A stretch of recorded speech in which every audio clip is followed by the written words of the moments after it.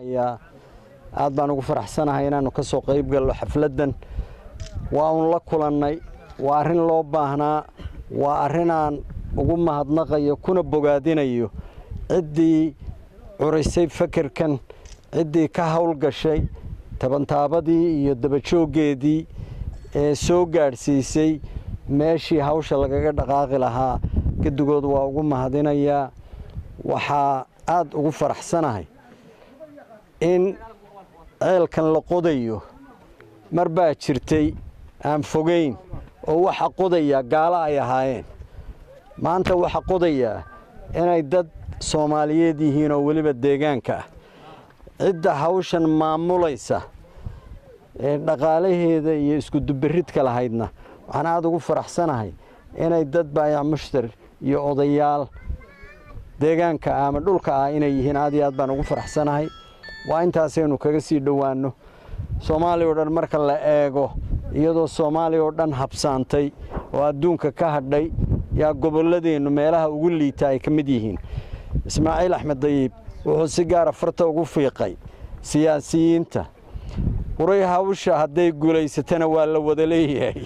hadii guuldar timaadana hadda culimooy Ismaaciil oo culimadana kamid baa tahay baayaa mushtarkana kamid baa tahay wala xayaana waa la sheegay bal iyadana waa isaga iman doonaa insha Allah waxaan jeclahay inaan aad ugu mahadnaqo kuna bogaadiyo ergadii halka ka tagtay magaalada la yiraahdo tuulada la yiraahdo hegla ka dhacday hawsha weyn ka qabatay hadda waxa la isku diliyay biye ahayn ceelal bay ahayn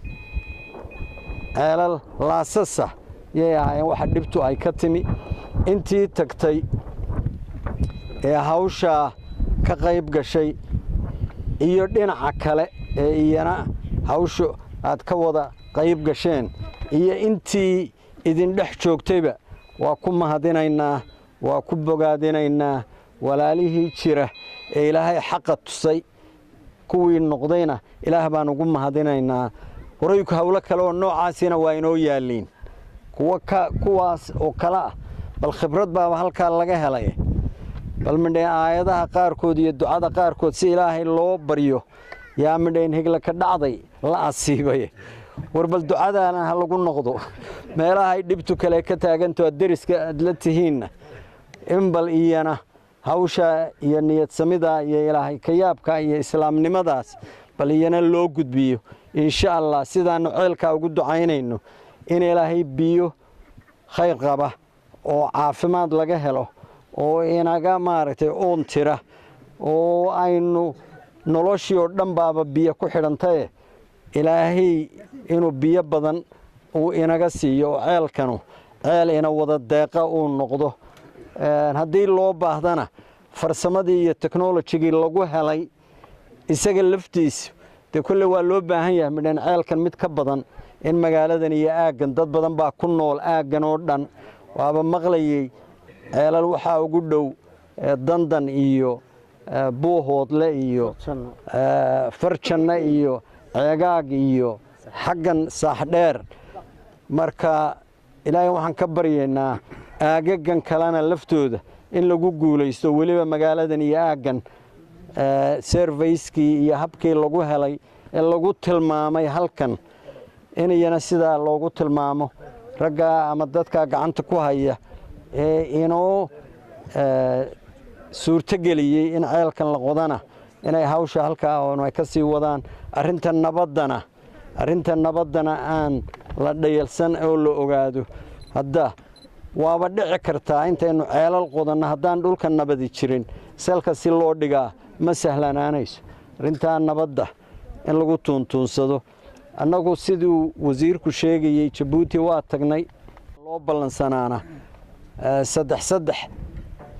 guddi farsamo ah yaa lagaga soo heshiiyay Addis Ababa gudiyadaas ay haydinay meesha ku kulanto anna waa sii raacay sababta ugu weynaan u raacayna waxay ahayd dee dhulkan hore abaara waa ka dhici jireen wax badan oo ina soo gaari jiraana ma jirin bal marka hore in layna ogaado in la ogaado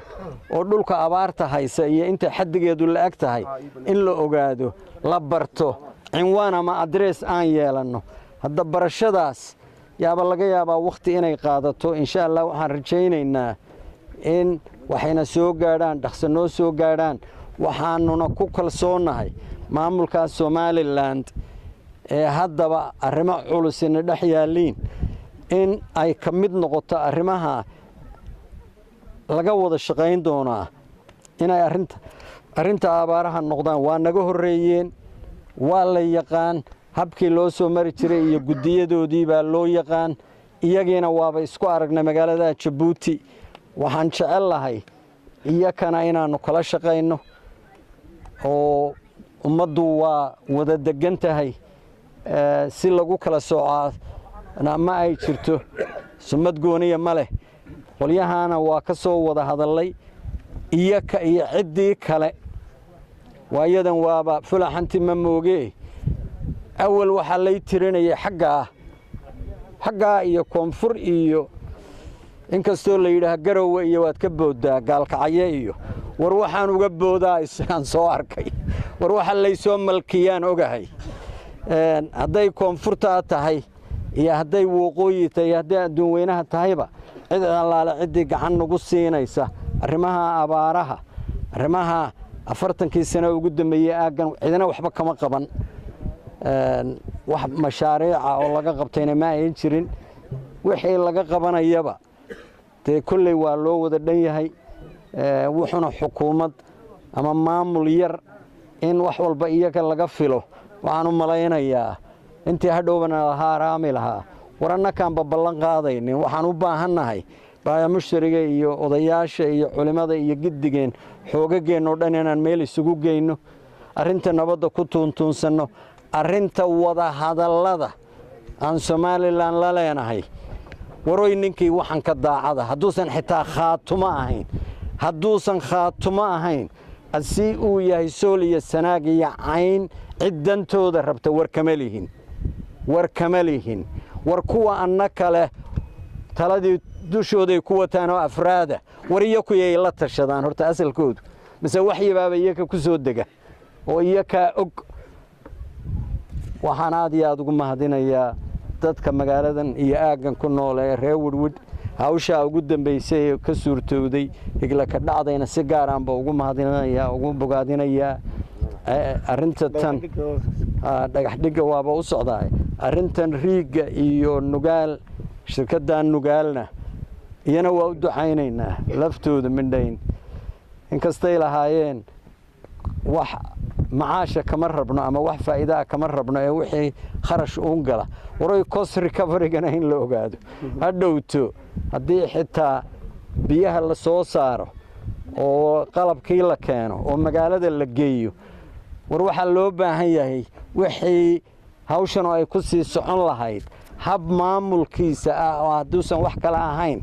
wixii kharash gelaya hadda tii hore ma aha waxa gelaya ee matooradan iskama shaqaynayaan wixii gelaya in laga sii fakaro oo maamulka iyo maareynta loo baahan yahay hadda dhul la bixiyo waa run laakiin wixii xulashada ahaa dadkii waxaan gacanta ku qaban lahaa in iyana laga hawlgalaa loo baahan yahay haddaan laga hawlgelin waxay noqonaysaa dundumo uun meeshan